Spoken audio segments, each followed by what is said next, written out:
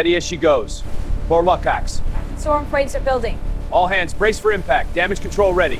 In the middle of the raging North Atlantic, the storm shows no mercy. Towering waves crash again and again against the destroyer USS Arleigh Burke, DDG-51 of the United States Navy. Radar stable, sir. Captain, storm cell's intensifying. Heading right for us. Steady as she goes. Aye, Captain, adjusting course. Brace! Waves over! Check the gear! Inside the ship, every sailor holds on as the vessel shakes violently. Equipment slides across the floor, alarms flash, and the sound of the roaring ocean echoes through the steel corridors. But turning back is not an option. With powerful engines... Steady on course. Report wave impacts.